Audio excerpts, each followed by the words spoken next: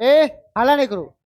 मलिक मोहम्मद जो जैसी थे, इनका देखा जाए तो जन्म इनका 1492 में हुआ था।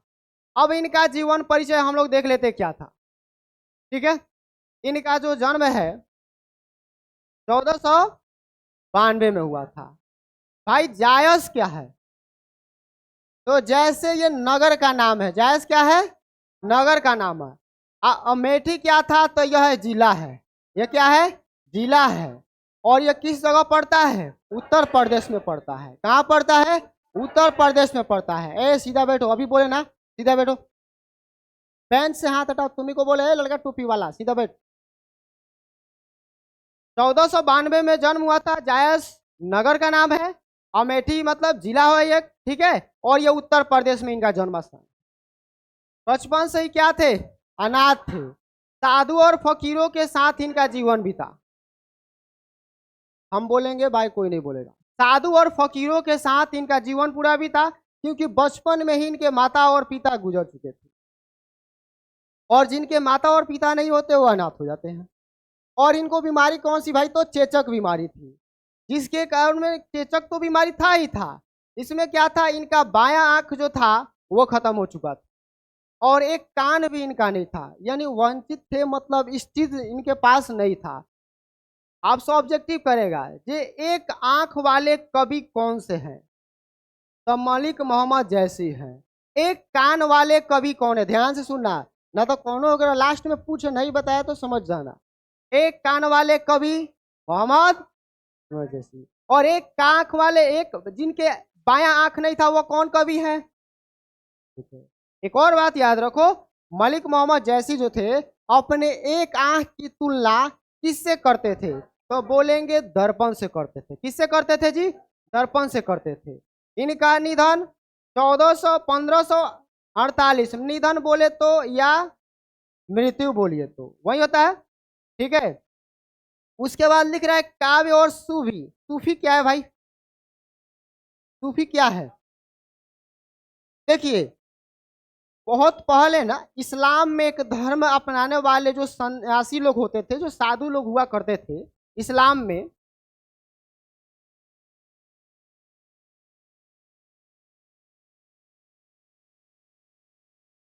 इस्लाम में जो साधु हुआ करते थे वो सूफी धर्म को मानते थे। और सूफी संत उसको बोला जाता था जो पूरे तरह से ईश्वर में लीन रहते थे, यानी ईश्वर के प्रति अपना जीवन पूरा समर्पण कर देना, वो सूफी संत का एक क्या था? गुण था, कैरेक्टर था, वो सब विशेषता थी। जो भी सूफी संत हुआ करते थे उनमें एक विशेषता होती थी, जो ईश्वर के प्रति वो क्या थे? हमेशा लीन रहते थे। ठीक है, तुम बेंच पे हाथ रख रहे, सीधा बैठ। और इस्लाम में यह चीज को सूफी संत माना जाता है जो ईश्वर के प्रति अपना पूरा क्या कर दे? समर्पण कर दे, ठीक है। और सूफी संत, और इनका मतलब निधन और जन्म तो आपको याद हो गया इतना। और ये बचपन से ही क्या थे? अनाथ थे। इनके पिता जो थे मलिक शेख ममरेज थे। कौन थे भाई? ममरेज। एक और नाम है, क्या नाम है उनका? कौन बताएगा?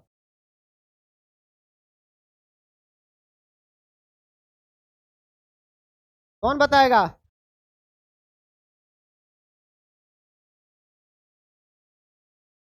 मलिक राजे अशरफ। मलिक राज अशरफ। इनके पिता का दो नाम मिलेगा। अब दो लोग, हाँ हला नहीं करो, तू सुन। मलिक शेख ममरेज या मलिक राजे अशरफ, ये उनके पिता के नाम हुए। अब उनके गुरु भी भाई हुए करते थे, ठीक है। शेख मोहिद्दीन या सैयद अशरफ जहांगीर, ये इनके गुरु हुआ करते थे, ठीक है। और ये इनके पिता। रासल भाई, इनके माता किधर गई? तो इनकी माता थी नहीं, इसीलिए बुक में इस बात का जिक्र नहीं किया गया। दूसरी बात और बताना चाहेंगे, जो आप बुक में 1400, हल्ला नहीं करो, 1492 जो पढ़ते हैं ना आप, यह एक अनुमानित तारीख है। अनुमानित तारीख है जो इतना में इनका जन्म हुआ था। ये बुक में भी डिटेल्स नहीं दिया गया जो इतना ही में जन्म हुआ था, कहीं खोजेगा इतना लिखेगा, लेकिन अनुमानित है ये। बात समझ आ रहा है। तो इनकी माता का पता नहीं चला, नाम पता नहीं चला, इसलिए बुक एनसीईआरटी बुक आपको छाप कर नहीं दिया, प्रिंट नहीं किया। कुछ तो लिख नहीं सकते हैं, रुसाना बेगम तो लिख नहीं सकते हैं अपने से, ठीक है। तो इस चीज को हम समझेंगे। उनके पिता कौन थे भाई? उनके पिता कौन थे? गुरु कौन थे? चलो, और कुछ इनकी प्रमुख रचनाएं हैं। क्या है? इनकी कुछ प्रमुख रचनाएं हैं, जैसे पद्मावत, अखरावट, आखिरी कलाम, चित्ररेखा, कहरानामा और मसाला या मसालानामा, पांपवत, होलीनामा, चित्रावत, ठीक है। इन्होंने टोटल 21 रचना की है। कितने रचना की है? 21 रचना की है कुल। यहाँ कुछ एग्जाम्पल्स है, लेकिन पूछे मोहम्मद जैसी ने टोटल कितने रचनाएं रखी है, तो हम बोलेंगे 21 यानी 21 रचना। कुछ एग्जाम्पल्स हैं यहाँ पे आपके सामने जो ऑब्जेक्टिव में पूछे जाते हैं, जो आपको याद रखना है, ठीक है। यहाँ तक किसी को डाउट? अब हम लोग पद्मावत के बारे में बाद में जानेंगे, पहले सबसे पहले इनके बारे में कुछ और डिटेल्स देख लें। किसके बारे में? मलिक, इनके बारे में कुछ देख लेते हैं, उसके बाद फिर आगे बढ़ते हैं। और कोई पीछे से हल्ला नहीं करेगा ना, तो एक भी ऑब्जेक्टिव छूटा तो समझिए कुछ समझ नहीं आएगा। आज जितना बात बताना ऑब्जेक्टिव से रिलेटेड है। पहले बात, इनको बोला जाता है प्रेम के पीर कवि।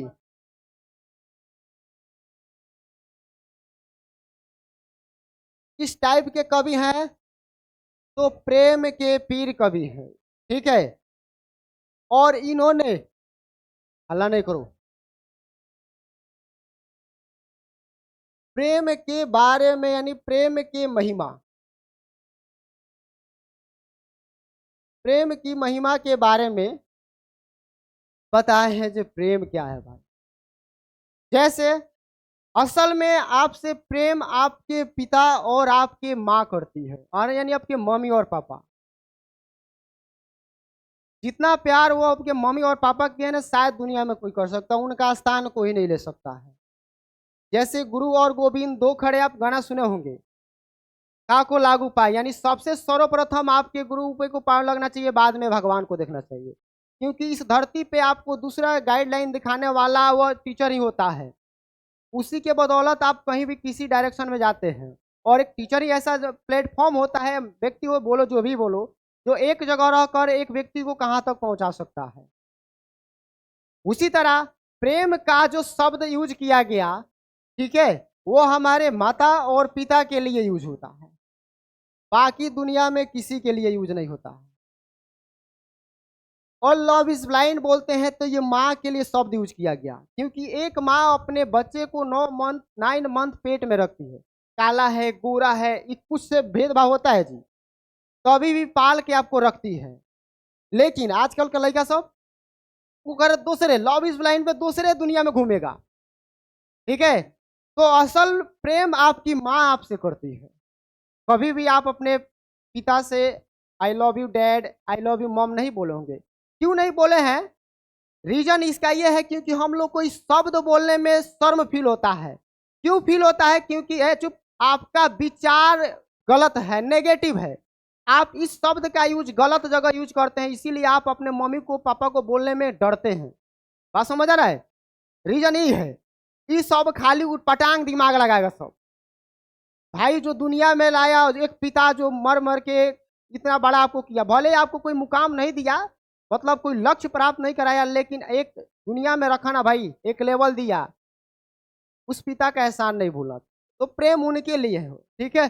अब कहेंगे जे भाई एक कान वाले कवि के बारे में बताओ। एक कान वाले कवि कौन थे? मोहम्मद। अब बोलेगा किस भाषा में, कड़बक किस भाषा में लिखा गया, तो बोलेंगे अवधी। कौन से भाषा में? अवधी भाषा की विशेषता क्या है भाई? तो बोलेंगे ये सरल है, ये इसमें गहराइया है, सरल है, गहराइया है, ठीक है, आसान है। अवधी भी एक भाषा है जिसे हम लोग बोलते हैं नेपाली भाषा, संस्कृत, उसी तरह अवधी भी एक भाषा है। तो आपसे पूछेगा मलिक जो जैसी थे वह किस भाषा से मतलब बिलोंग करते, जाने तो अवधी भाषा से। और कड़बक किस भाषा में लिखा गया, और इनकी प्रमुख रचना कौन सी है, इनकी प्रमुख रचना कौन सी है, तो बोलेंगे पद्मावत। इनकी इतना रचना की है, उसमें सबसे मतलब प्रमुख बोला जाए सबसे अधिक तो कौन सा है, पद्मावत है। ठीक है, इसमें किसी को डाउट नहीं है। इनका जीवन, ये तो पहले कहाँ रहते थे, जायस में ही रहते थे। कहाँ रहते थे,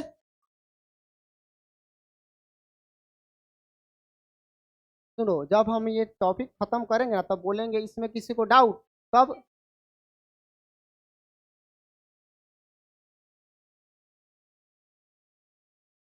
हम ये बोले बाबू हम पहले इसके बारे में एक डिटेल्स बताएंगे, अब कहेंगे अब किसी को डाउट हो तो पूछो, हम 5 मिनट का टाइम देंगे। पहले समझो ना, ऐसा नहीं है हम भगा के बढ़ा दिए। अब पद्मावत का खाली मतलब नहीं बताएंगे, तुमको स्टोरियो बताएंगे, चुपचाप समझो। अब देखो, जायस में, ये जायस क्या है भाई, नगर है, क्या है। तो यहाँ पे ये जो मलिक जैसी रहते थे तो यह किसानी का काम करते थे, पहले ये किसान थे। बोलेगा आरंभ में मलिक मोहम्मद जैसी क्या करते थे, तो हम बोलेंगे खेती बाड़ी किसानी करते थे।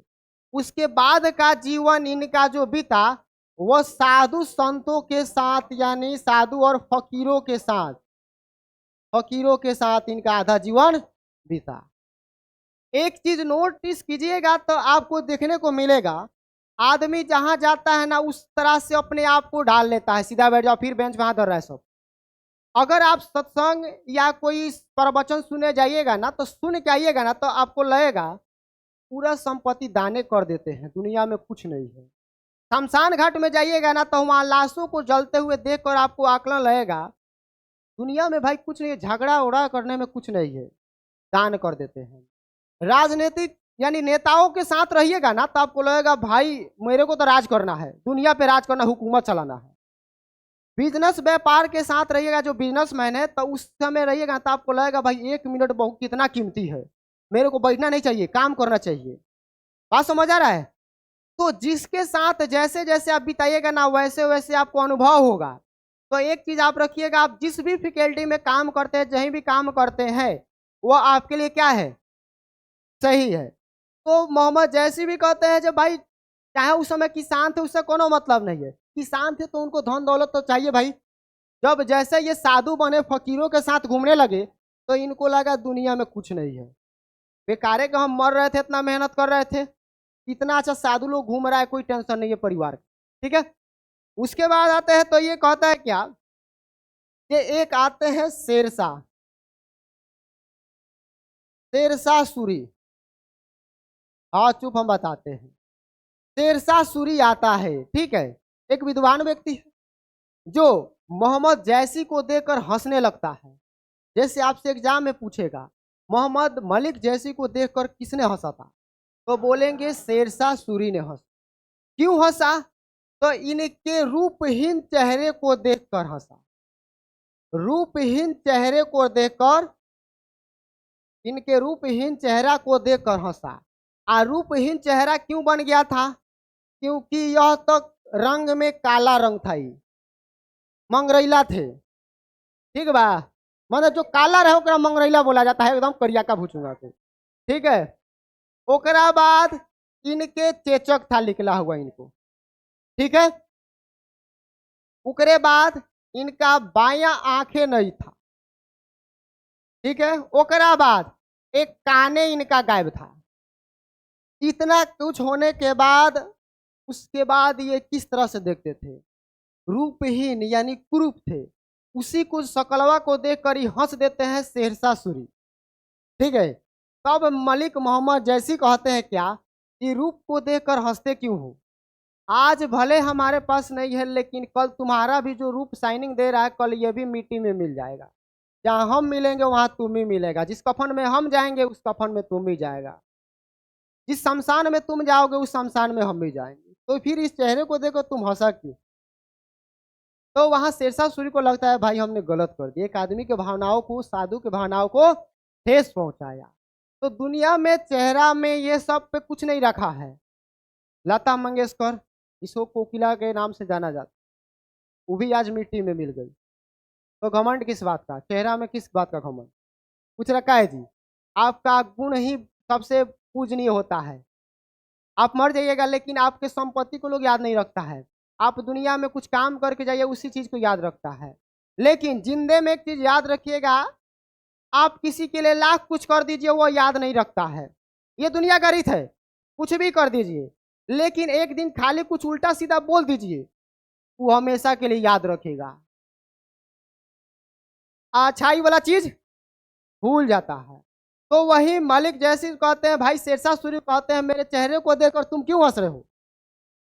अब भगवान ने हमको ऐसा बनाया तो हम क्या कर सकते हैं? अब एक एक कानवा दिए तो कान नहीं दिए तो बेचारा उसकी गलती है जी।